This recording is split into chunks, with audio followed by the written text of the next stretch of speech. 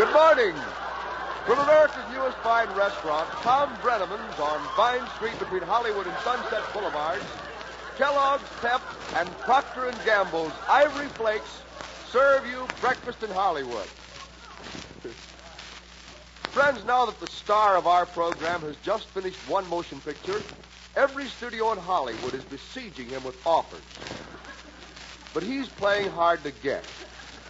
Well, maybe it's due to modesty, or maybe it's just due to the meat shortage, for as we all know, ham is hard to get nowadays.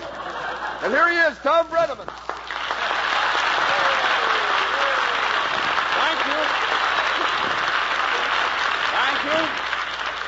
Thank you. Good morning, ladies. Oh, yes, and greetings to you out there along the network.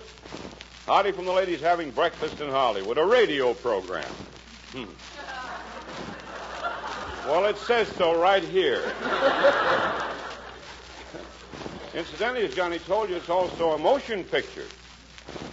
Same title, by strange coincidence, Breakfast in Hollywood. Motion picture, a Golden production, produced by Bob Golden, directed by Hal Schuster, starring Bonita Granville, Beulah Bondi, Billy Burke, Zazu Pitts, Raymond Walburn, Eddie Ryan, Andy Russell, Spike Jones, and his City Slickers, and the famous King Cole Trio. Of course, I'm in it, too. In fact, there ain't nobody in this picture but us stars. Well, if that's not a picture plug, I've never heard one.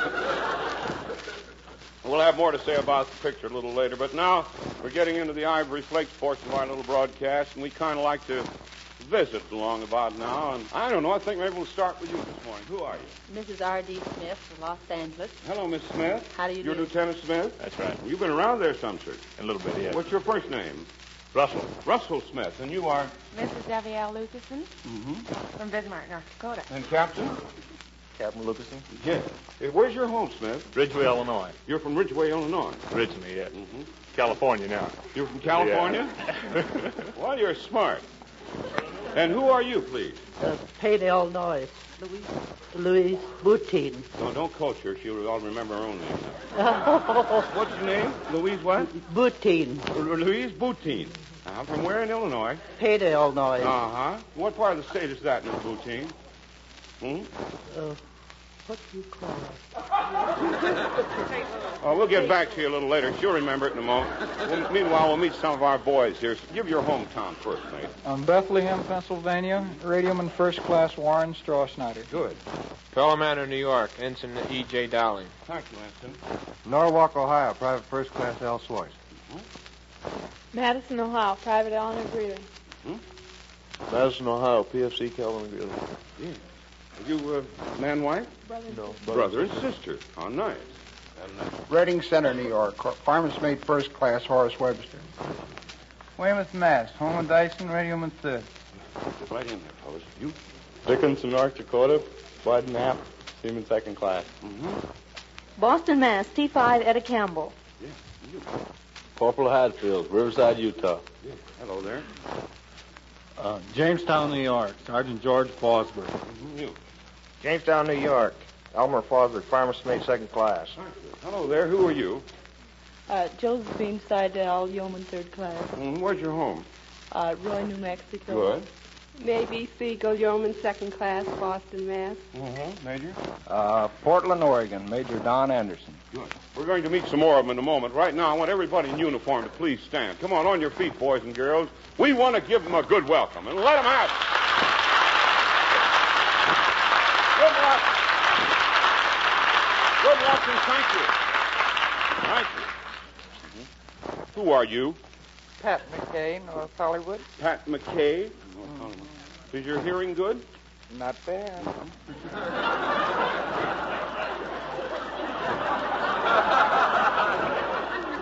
She isn't either. Well, I want you to listen to a popular song. Have you ever heard the song called Push the Elephant's Tusk in the Electric Fan? We Need More Ivory Flakes?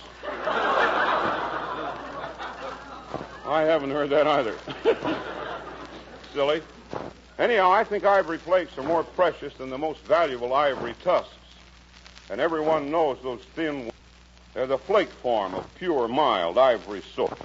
But to get back to songs, there's one worth repeating. Charlie, see if you can guess what I'm thinking of. You couldn't mean anything but this, Tom. No. Here's the story of a girl who found the answer to her prayer in a soap called Ivory Flakes. This maiden found her pretty clothes, gave up to twice the wear when she washed them oh so gently in Ivory Flakes. Was that it, Tom? Yes, but it was almost on the wrong network. Do you mind my saying?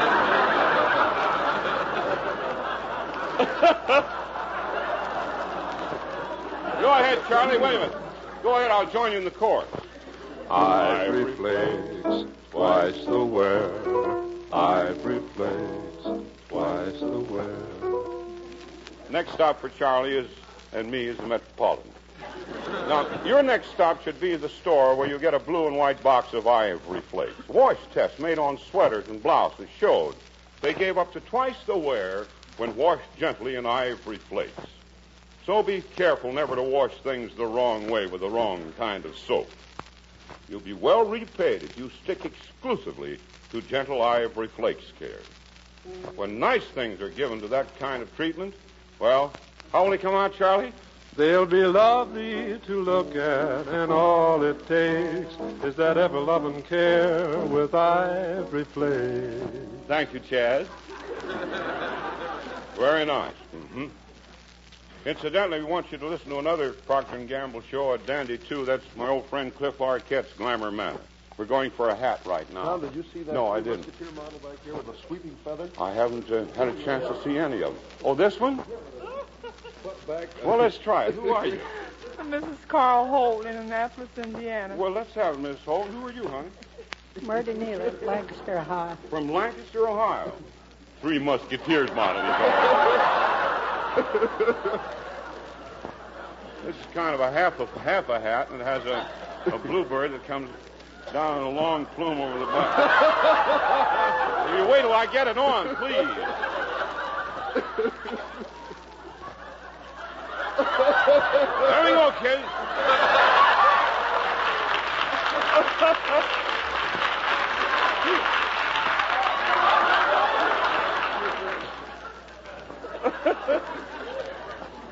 You can have it back, honey. It's shedding.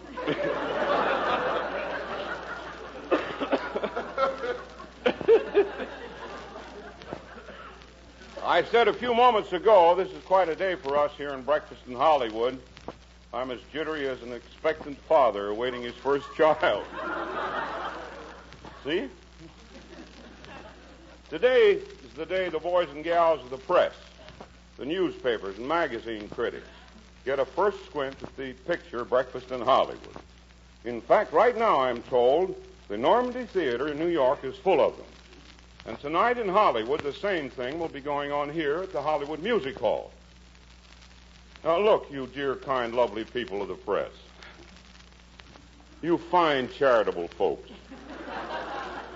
You handsome fellows and beautiful gals who criticize pictures.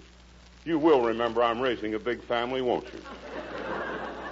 You know, my kids get hungry along about the latter part of the month. The mortgage is soon due, and I make another income tax payment next week. Keep these things in mind as you view my efforts. The rest of the cast, well, their records speak for themselves. But this is my first venture into the land of pictures. Of course, I want you to be fair. Not too fair.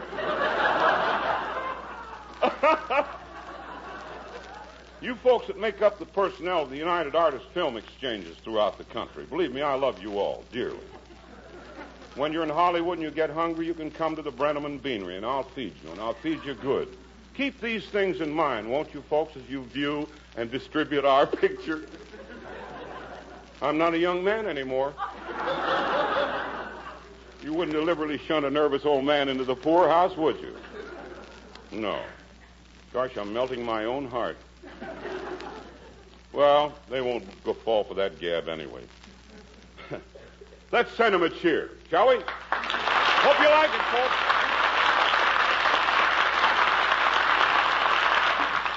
Bobby, has Uncle Corny come in?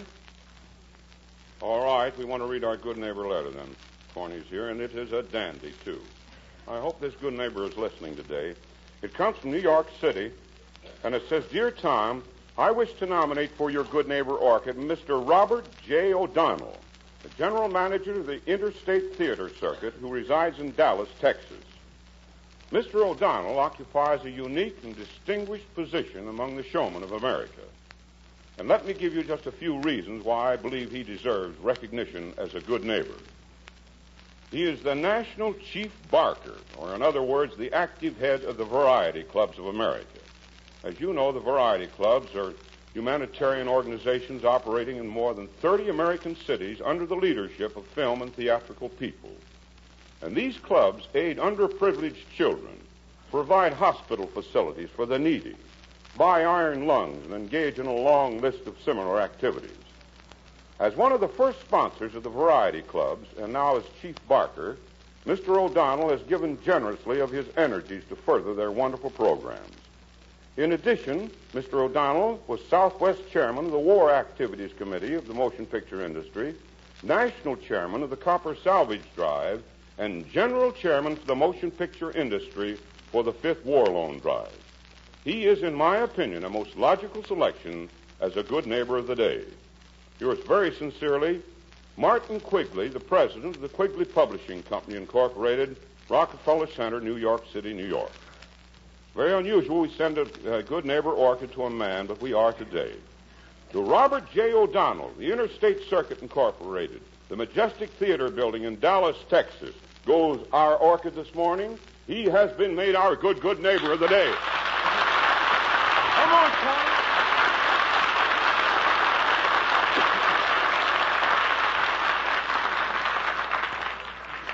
Morning, Uncle Corny. How are you today?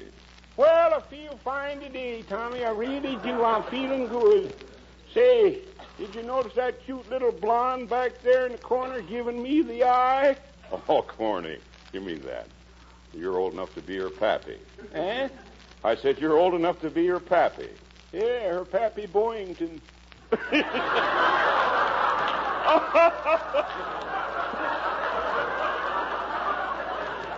Corny, you're just not the romantic type, such as I am. You? Yes, me. Everyone who went to the studio preview of our picture, Breakfast in Hollywood, seems to think I'm quite a romantic star. People came out of that projection room talking about the white hope of Hollywood. Yeah, they say when Crosby saw the picture, he turned pale, too. You have a little joke for us, Corny? Eh? I said you have a little joke for us this morning. Yes, I got a joke. Heavens to Betsy. He asks me that every morning. Well, what's your joke this morning? Well, you know that most of the critics think you should have been cast as Rhett Butler. Rhett Butler? Oh, why? Well, after hearing you on the radio, they think you're a natural for Goon with the Wind.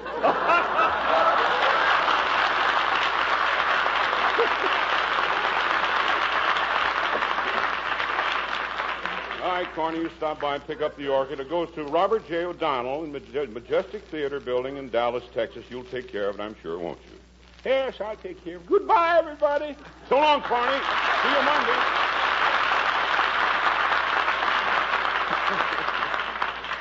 Oh, my, what a character.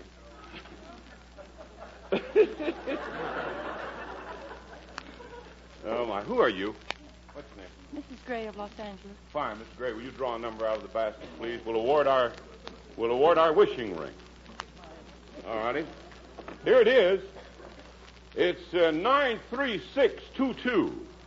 93622. Goody, come on out here. Swell. Meanwhile, ladies, remember, keep saving used fat. More fat means more refrigerators, more radios, and more soap.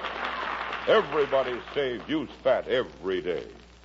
Good morning, and who are you? Mrs. Lionel Hopkins from Victoria, B.C. From Victoria, British Columbia. Yes. Well, nice. I don't believe we've ever had a winner from B.C. How nice. And tell me, is your first trip to California? No, I've been Miss here Hopkins, twice. you say? Mrs. Hopkins. Mm-hmm. Been here before? Yes, twice. Mm-hmm. Tell me, Mrs. Hopkins, do you go to the movies? Yes, I do. Do you? We're just kind of talking about our picture this morning. You're a little anxious to see it, are you? Yes, I'd like to very much. Huh? You'd like to see it? Mm-hmm. Well, it's going to be playing at your neighborhood theater. You sure?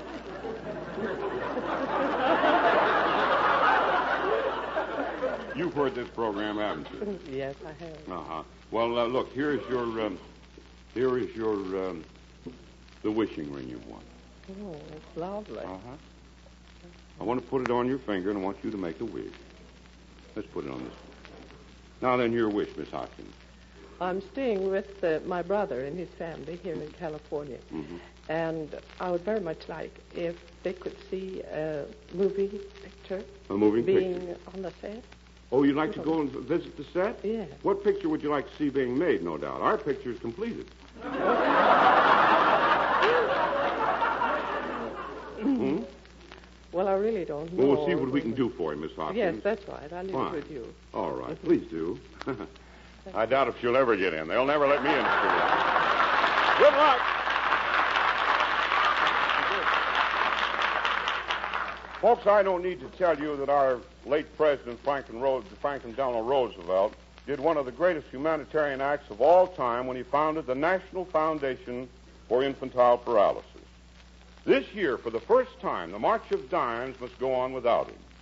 Last year, we asked our listeners to send their dimes to us so that we could forward them to Mr. Roosevelt in the White House. And we sent him well in excess of 500,000 dimes, sent the actual dimes. This year, we hope to get 1,000,000 dimes to be given in his memory to carry on the fight against infantile paralysis. We are having placed in front of the Oriental Theater in Chicago a large model house, which is an exact copy of Mr. Roosevelt's home in Warm Springs, the little White House, as it was called. Now, the house is locked with a golden key, but we can put your dimes in through the chimney. And at the end of March of Dimes Drive, the house will be sent to President Truman, who will be given the golden key so that he may unlock the house and send the dimes on their way to fight the terrible disease. And after it has been emptied, the house will be sent to the children at Warm Springs, Georgia, to be used as a playhouse. Please do not send your dimes to Hollywood. Address them to me, Tom Breneman, the Oriental Theater, Chicago, Illinois, and send all the dimes you can. Send them for each member of your family. Send all you can for every member of the family. And we'll turn your dollars into dimes and deposit them in the house. Help us reach that goal of 1,000,000 dimes, will you? And here's the address again. Send your dimes addressed to me, Tom Breneman, the Oriental Theater, Chicago, Illinois. Certainly, it is a wonderful work.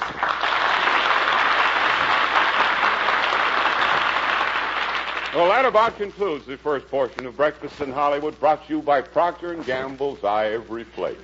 Ivory flakes, twice the wear.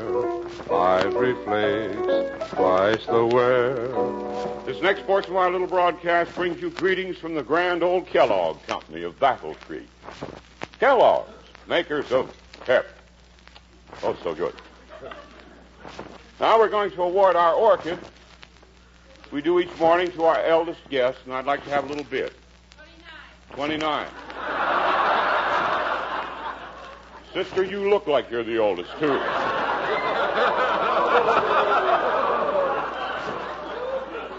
Not awful. Come on, let's have a bid here now. 81. 81. 84. 86. Active market again this morning. 86. Is that the winner? And so it is. 86, always way back in the corner. Here she is. Morning. And who are you? What's your name? Sarah E. Van Horn. Come on, Miss Van Horn. Now watch the step there, will you?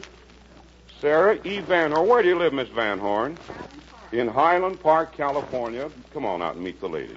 Sarah E. Van Horn from Highland Park. She's 86.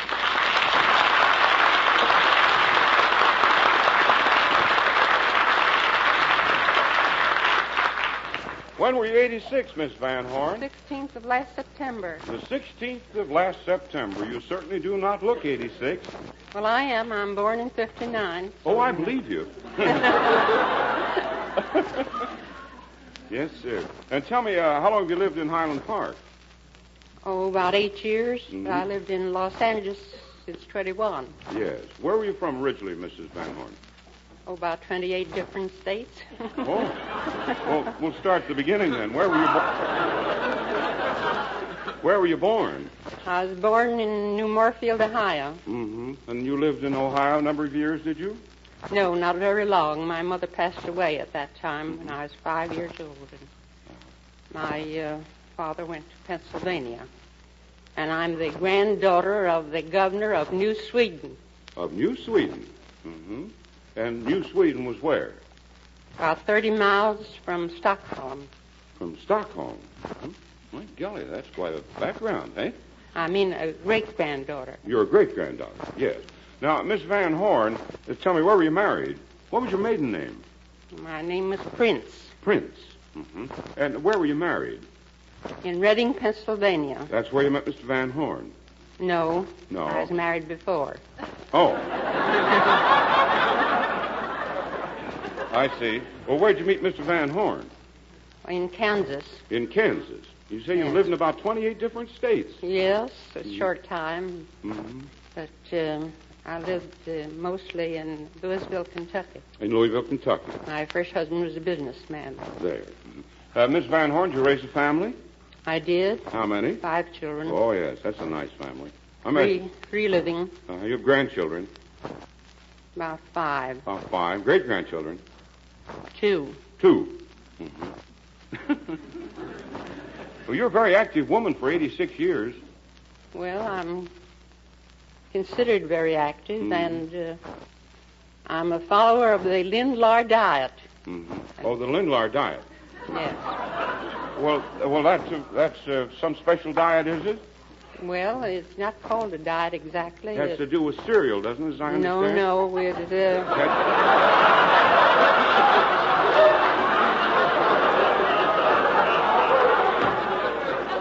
minerals and vitamins. Minerals and vitamins. Well, Kellogg's Pep is full of them.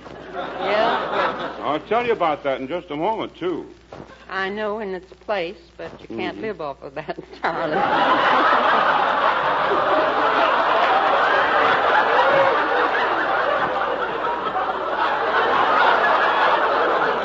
Well, wait a minute. There's plenty of vitamins in Kellogg's Pep, Mrs. I know, that's all right. Uh-huh. And if you want to chew on a hunk of iron once in a while, that's all right. Get very far with that. Yeah. Mm-hmm. Well, it's evidently done you well. Mm-hmm. I know it has, because I've studied it and I can teach it, too. Yes, you can teach it. Oh, I see you're looking for clients, are you, Mrs. Van Horn? Not exactly. I'm too old now for that. Yeah. I just wondered, you wouldn't object if we say something a little about Kellogg's Pep on the program, would you? You can say all you want Yeah, to. they pay for it, you see. I know they do. You're all right, honey. Look what I have for you. Oh, that's beautiful. That's certainly Cluster beautiful. 3. Those are the Armoroy orchids, Mrs. Yes, Van Horn. I know what they are. Mm-hmm. Seen them before. Yeah, well, there's one for you. There's 3 of them, in fact. Oh. Nice cluster for you. Thank you very much. much. For Mrs. Van Horn. Thank you very much. And you certainly are all right, Miss Van Horn. I know I am. You betcha. Good luck to her.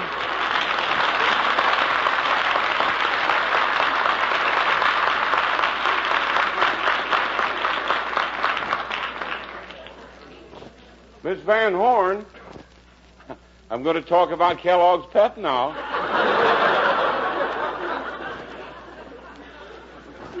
Yeah, let's dip into the sunshine department for a fact or two, shall we? Did you know that it takes sunlight over 8 minutes to travel to the Earth? And in winter, of course, most of that sunlight takes a detour to southern parts, leaving us on the cold side and leaving our youngsters kind of short of their sunshine ration for developing strong bones and teeth. But thanks to Kellogg's Pep, they can help make up this lack of effect on sunshine.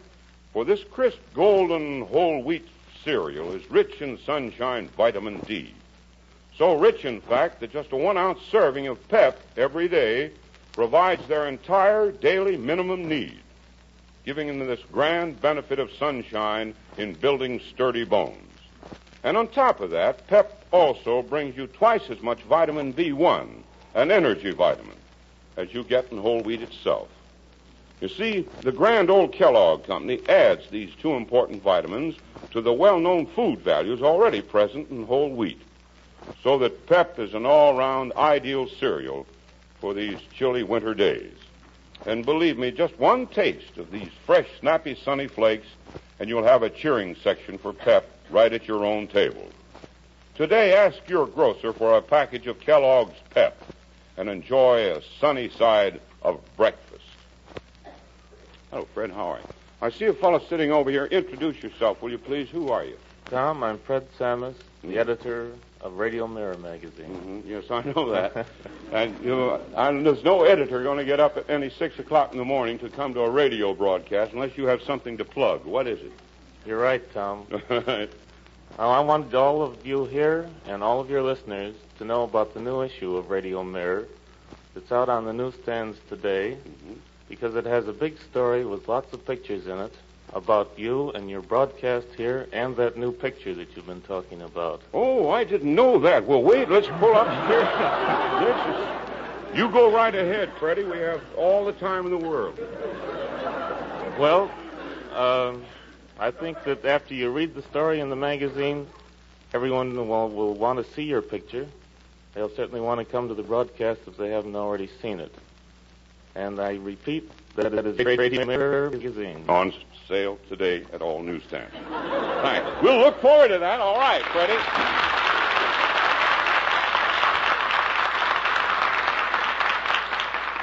Say, incidentally, at this time, we want to pause to salute the men who won the victory.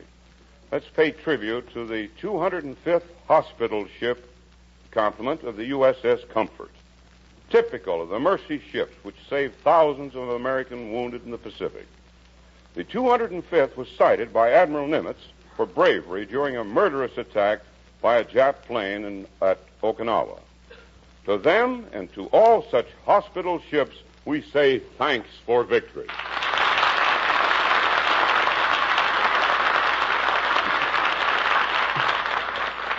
Hey, speaking of breakfast and Hollywood parties, we have a few of them, too. We'd like to kind of send a cheer along to folks in Lancaster, Pennsylvania, and in North Coventry Township, Pennsylvania, tomorrow in Minneapolis, Minnesota, and in Philadelphia, Pennsylvania. They're having little replicas of our broadcast. We hope you have a lot of fun, folks. Here's a cheer from the home base. I want to meet some more of these boys. Who did we get? Let's meet some more of you fellows here. Real quick. Waterloo, New York, Harold Pratt, Coxon. Good.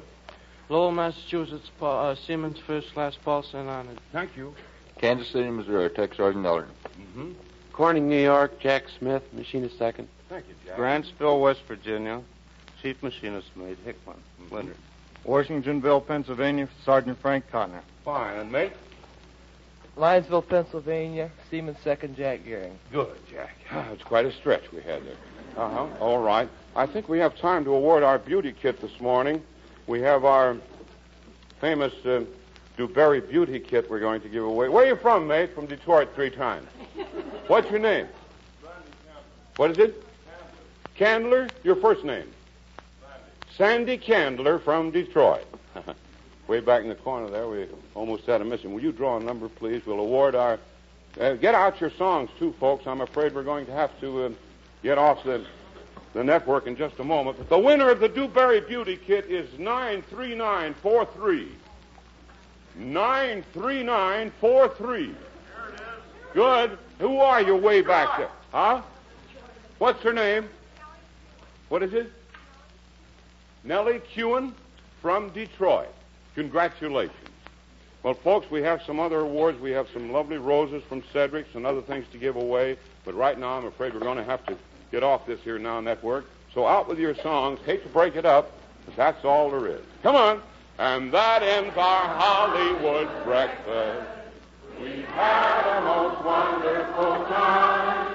That's about all we have time for today, friends, but be sure to tune in again Monday for more fun with our guests here in Tom Breneman's restaurant. This is John Nelson now turning the mic back to your host, Tom Breneman. Join with us.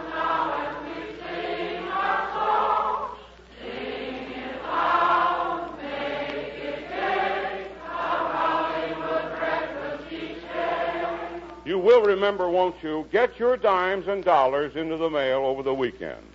Do not send them to Hollywood. Send them to me, Tom Breneman, the Oriental Theater in Chicago, Illinois. Let's fill the little White House to overflowing this year and fight infantile paralysis. Well, that's all for now. Good luck to our nation and to Americans all over the world. Till Monday, then. Goodbye, all.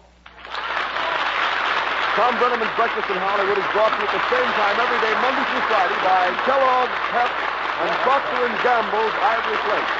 Stay tuned for Kellogg's Home Edition, heard over most of these same stations immediately following the next announcement. Ladies, there's one whole wheat breakfast cereal that's distinctive in form and flavor. Kellogg's Crumbles. There's nothing like 'em. You see, these are twisted shreds of finest wheat, toasted to crisp, crunchy perfection, and flavored by Kellogg's own special recipe, so they're hearty and mellow rich, just right. Of course, you know that whole wheat is famous for nutrition, so tomorrow, try a breakfast dish that's out of the ordinary. There's only one, Kellogg's Crumbles. This is ABC, the American Broadcasting Company.